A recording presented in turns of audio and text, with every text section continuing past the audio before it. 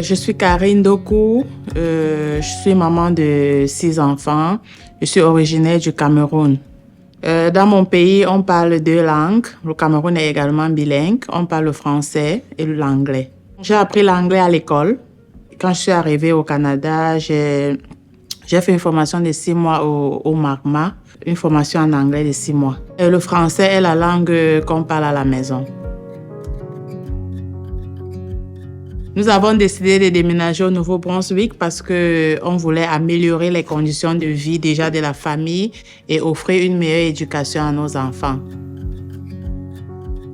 Quand je quittais le Cameroun, il y avait la guerre au sud-ouest et au nord-ouest. Donc, ça influence ma famille dans la mesure où quand on apprend tous les jours qu'il y a des décès, qu'il y a de la guerre, qu'il y a des explosions, ça impacte vraiment la famille.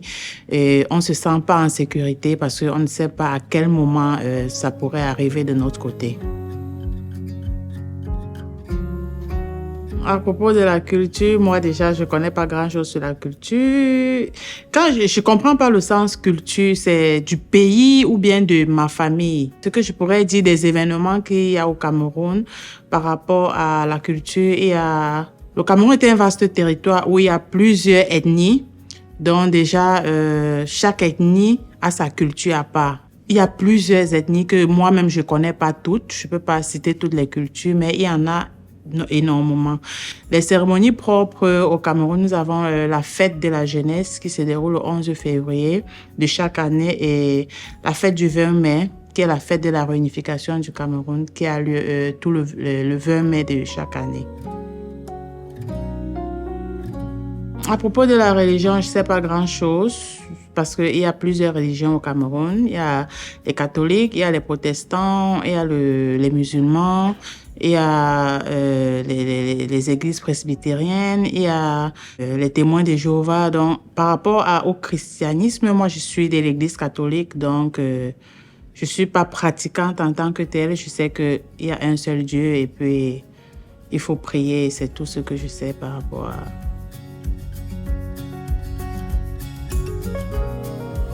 Les fêtes, il y a plusieurs fêtes. Je ne sais pas si vous parlez des fêtes chrétiennes ou bien des fêtes, je sais pas. Il y a la Pâque qui est une grande fête au Cameroun. La fête du Ramadan qui est une grande fête. La Pentecôte, l'Ascension, qui sont tous des fêtes chrétiennes. Et il y a également la fête de Noël qui est aussi une fête chrétienne. Les traditions familiales, comme je disais tantôt, chaque village a ses traditions. Donc, le Cameroun tout entier n'a pas une tradition. Les traditions sont propres à chaque village. Donc, dans mon village, on ne pratique pas de tradition. Mais par ailleurs, il y en a et je ne sais pas trop ce qui se passe ailleurs. On n'en parle pas trop au Cameroun. Ce ne sont pas des criminels, juste que c'est pas légal. Au Cameroun, c'est pas légal, donc on ne connaît pas ça. On ne connaît pas ça au Cameroun. S'il y en a ou s'il n'y en a pas, moi je sais pas parce que c'est pas légal, on n'en parle pas. Mais c'est pas des actes criminels. Chacun a sa façon. Mais juste que c'est pas ouvert. Si quelqu'un est peut-être gay ou bien je sais pas trop, il ne peut pas s'afficher. Oui, il peut pas s'afficher parce que c'est pas légal. Oui, la structure de notre famille, ma famille à moi, j'ai mon mari et mes enfants. Chacun a son rôle dans l'éducation des enfants. Chacun essaie autant que faire se peut de réunir son travail avec l'éducation des enfants. Moi, je travaille pas encore, je fais le stage. Et quand je suis en stage, mon mari, lui, il est à la maison avec les enfants. Et quand je reviens, lui, il va aussi s'occuper. On fait le suivi des enfants très minutieux parce que les enfants ils en ont besoin. On a besoin de les recadrer. Ils ont besoin de surveillance. Ils ont besoin d'être orientés.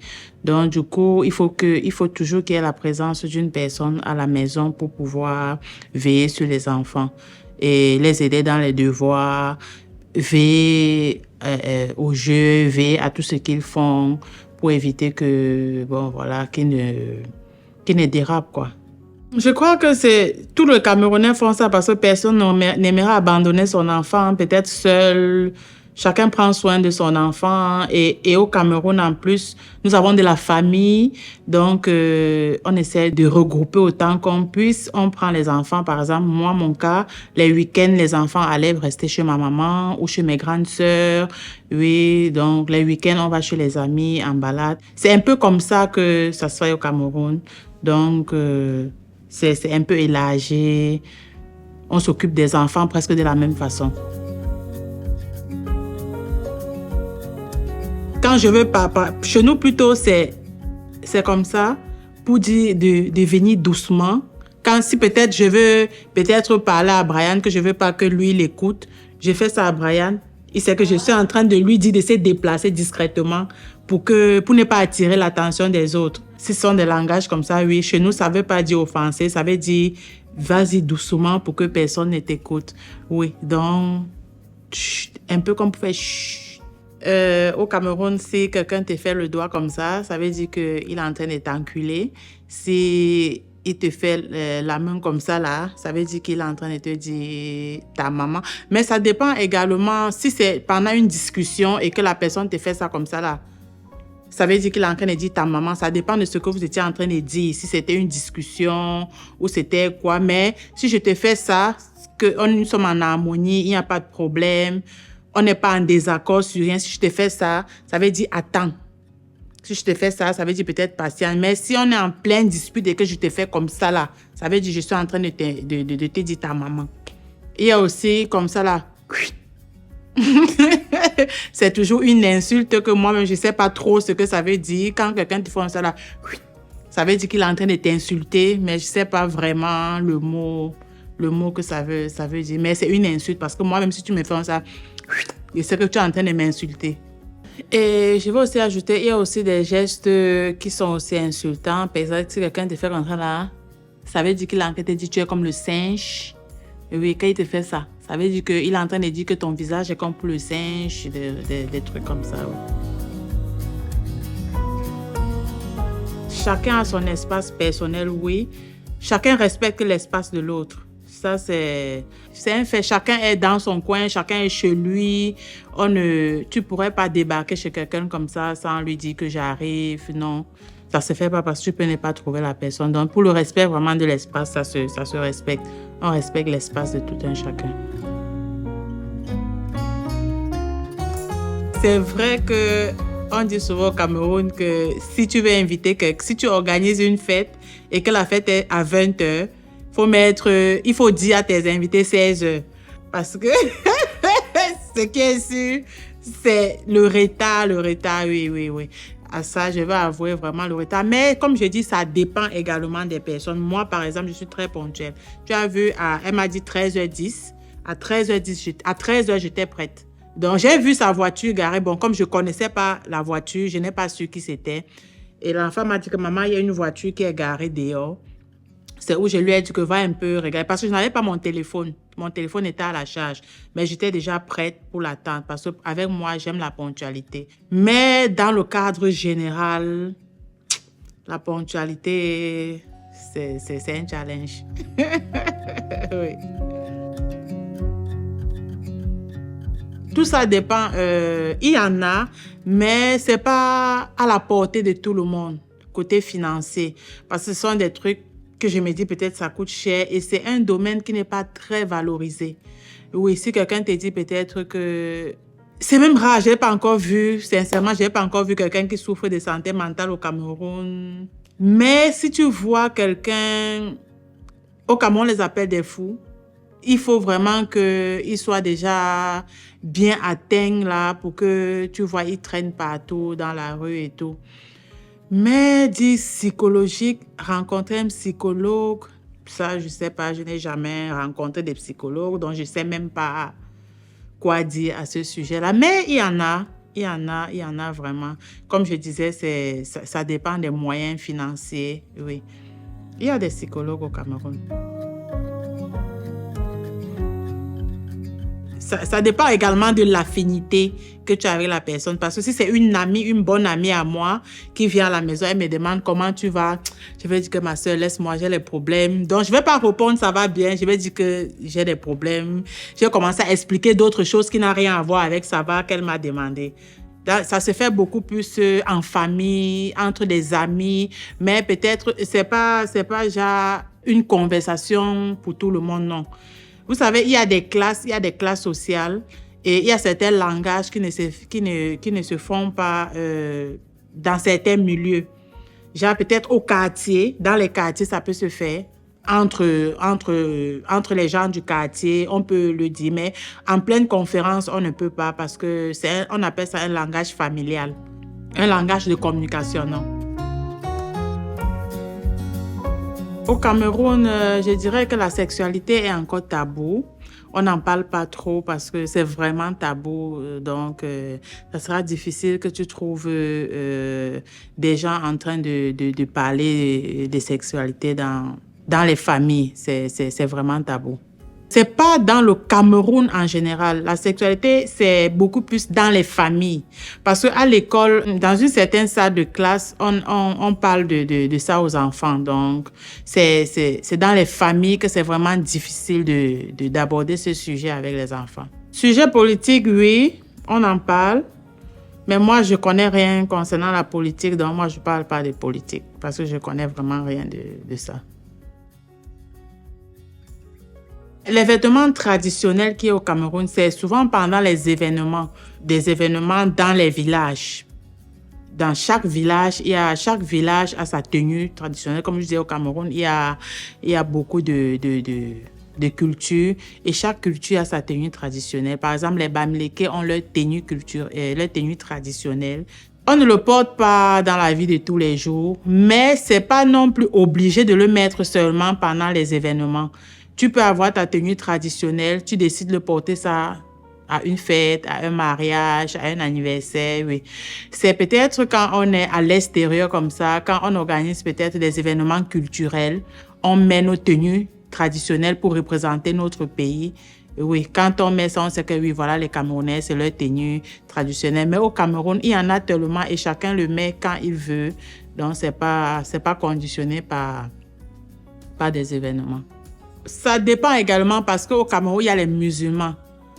Moi, je suis chrétienne. Chez nous, il n'y a pas de... Tu t'habilles comme tu veux, quand tu veux, où tu veux. Mais par contre, les musulmans, ils ont... Je ne sais pas comment on appelle ça, les foulards. Oui, ils vont à l'école avec, ils vont à la mosquée, ils marchent même dans la rue, ils ont des voiles. Moi, je ne sais pas comment leur culture se passe donc. Mais je vois des enfants... même à l'école de ma fille, là, en été, parfois, je vois, même en hiver, elle a toujours un petit foulard comme ça qui tombe sur les épaules. Oui, chez les musulmans, ils ont vraiment ce vêtement-là. La femme musulmane doit toujours être peut-être en pagne. Par contre, chez les chrétiens, il n'y a pas ça. Nous, on met tout ce qu'on veut comme vêtements, les pantalons. Oui. La femme musulmane, je ne sais pas si eux, ils mettent des pantalons. Peut-être des boubous, des robes, des pagnes. Les enfants s'adaptent très rapidement. Ma fille, elle n'a pas eu de défis parce que chaque fois qu'elle revenait de l'école, je lui posais des questions. Comment était la journée? Comment était la collaboration avec des amis? Jamais elle ne s'est plainte. Elle ne s'est jamais plainte de quoi que ce soit à l'école. Donc, du coup, je pense que ça s'est bien passé pour elle. Et pour mon garçon aussi, lui, donc, il ne s'est jamais plaint. Il m'a dit avec les amis, ça va, ils s'entendent bien. Donc, il n'y a pas eu de problème d'intégration pour les enfants et moi-même. Au niveau éducation au Cameroun, les enfants sont tellement chargés. Ils sont tellement chargés. La différence que moi j'ai remarqué, c'est que ici, les enfants ne sont pas trop surchargés avec les cours. Au Cameroun, un enfant peut facilement voir 15 matières. La science, la géographie, l'histoire, l'éducation civique, les mathématiques, l'anglais, le français. Ils ont plein de matières, les physiques, chimie, plusieurs trucs. Alors qu'ici, C'est un peu différent. Je pense que c'est mon fils qui pourra mieux expliquer ce concept d'école-là parce que lui, il est sur les bancs et il a fréquenté au Cameroun et ici, c'est lui qui pourra bien donner la différence. Mais déjà, comme je vois même les plus petits, quand ils reviennent de l'école, et qu'est-ce qu'on a donné comme devoir? On a demandé de faire la lecture, toujours lecture, et puis parfois quelques mathématiques. Bon, du coup, j'essaie de travailler avec eux. Comme d'habitude, je leur donne des devoirs et puis je corrige, quitte à ce que ça marche, c'est tant mieux.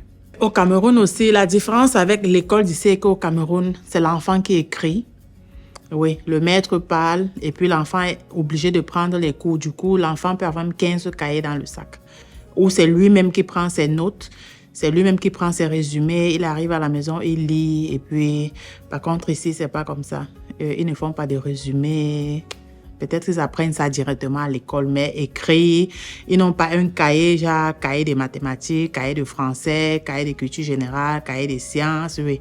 Ils n'ont pas ces cahiers-là, alors qu'au Cameroun, ils en avaient. Donc, peut-être c'est où il y a un peu de différence. Ce que je voudrais partager avec les professeurs, c'est donner plus de devoirs. Je devrais dire de donner plus de devoirs aux enfants parce que par moment, quand le parent parfois reste comme ça, il ne sait pas ce qu'il va donner à l'enfant comme devoir. Du coup, il se retrouve en train de faire les mêmes choses tous les jours. C'est un peu difficile. Surtout pour nous qui venons d'arriver. Là, on avait déjà une certaine routine. On a voyagé même avec ce qui fait qu'on est obligé de prendre des anciens cahiers des enfants au pays pour essayer de prendre les exercices.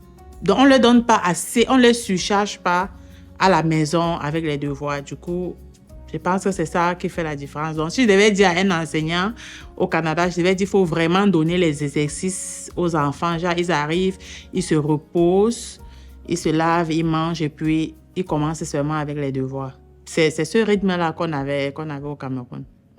Je remercie les enseignants du Canada parce qu'ils accordent un intérêt particulier sur l'apprentissage des enfants qui viennent d'ailleurs.